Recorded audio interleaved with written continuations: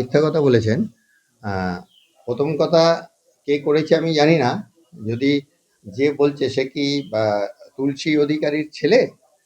যদি তুলসী অধিকারীর ছেলে হয়ে থাকে, তাহলে তুলসী অধিকারীর ছেলে তুলসী অধিকারীকে নিয়ে আমি যখন চা খাচ্ছি চায়ের দোকানে বসে কালী মন্দিরের উল্টো দিকে, সেখানে এসে আমাকে কলার ধরে, আমার মা বাবা তুলে খিস্তি দেয়, হ্যাঁ, এবং সেইটার প্রতিবাদ করলে সৌমেনকেও ধরে মারধর করে খিস্তি দেয়। এইটা এলাকার লোক বলেছে, এটা তোমরা কি করছো? উনি তো কিছু বলেনি, উনি তো কিছু করেনি। আর তোমাদের কোথায় বাড়ির ডিসপুট, সেই বাড়ির ডিসপুট বাড়িতে, সেখানে গিয়ে বলো। হ্যাঁ, এই কথা এইটুকুই অবধি হয়েছে। তা আমি শুনলাম উনি নাকি অসুস্থ ছিলেন। তো এরপরে ওখান থেকে যখন বললে, সবাই বলা হলে তো বাবাকে নিয়ে চলে যা, তখন হেমন্ত ওইখানে নিয়ে চলে যাওয়ার সময় ওখানে সবজি বিক্রি করে, ওইখানে গিয়ে সে নাকি অসুস্থ হয়ে পড়ে। তারপর তাকে নিয়ে হাসপাতালে যায়। এটা আমি শুনছি। পরিবারের অভিযোগ আপনি তাকে লাঠি মেরেছেন।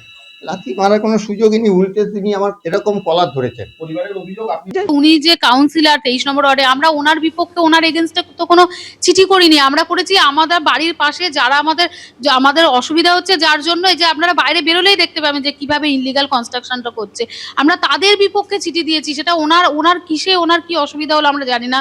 উনি একটা ভালোভাবে এসব বলতে পারতো যে কি রে চিঠিটা দিয়েছিস, কি তোদের অসুবিধা বা কিছু। উনি কোনো আলোচনা কোনো প্রসঙ্গেই গেল না, উনি এসে রীতিমতো থ্রেট দিতে লাগলো যে অন্যায়টা হলে সেটার যেন সুবিচার পায়। উনি একজন কাউন্সিলর পার হচ্ছে একজন আইনজ্ঞ, আইনজীবী মানুষ। তিনি এটা কি করে করলেন? এত বড় অপরাধ। আমাদের একটাই যে সুবিচার চাই। আমার বাবাকে যে এইভাবে যে মারা হলো, কেন? উনি এটা একটা হচ্ছে মানে একটা এত রকম 81 বছর বয়স, মানে কি ওরা সিনিয়র সিটিজেন। ওনার একটা বাবার সমান। উনি একজন কাউন্সিলর পার হচ্ছে একজন আইনজ্ঞ, আইনজীবী মানুষ। তিনি এটা কি করে করলেন? বাড়ির লোকেদের অভিযোগ শুনলেন। এর আগেই পুরসভায় কিন্তু অভিযোগ জানানো হয়েছিল এবং তারপর গতকাল এলাকায় আসেন তৃণমূল কাউন্সিলর রবীন্দ্রনাথ ভট্টাচার্য।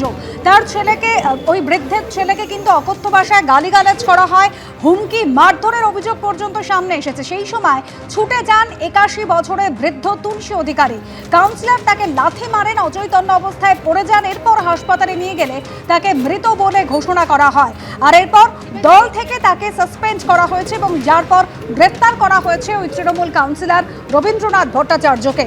ছেলেকে বাঁচাতে গিয়ে এভাবে 81 বছরের তুলসী অধিকারী তাকে লাথি মারার অভিযোগ, তৃণমূল কাউন্সিলরের বিরুদ্ধে লাথি মারার অভিযোগ, গ্রেফতার হয়েছেন ওই তৃণমূল কাউন্সিলর। উনি আমাকে রাস্তা ডেকে নিয়ে গিয়ে বলছেন যে এই শোন, তুই এরকম অবজেকশন দিয়েছিস মিউনিসিপ্যালিটি? আমি বললাম যে হ্যাঁ দিয়েছিলাম।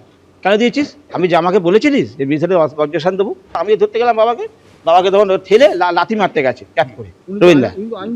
হ্যাঁ, লাথি মারতে গিয়েই তখন বাবা অসুস্থ হয়ে গেছে, বুঝলেন? বাবা পড়ে গেছে, লাথি মেরেওছে, বাবা তখন পড়ে গেছে, অজ্ঞান হয়ে গেছে। এবিপি আনন্দ এগিয়ে থাকে, এগিয়ে রাখে।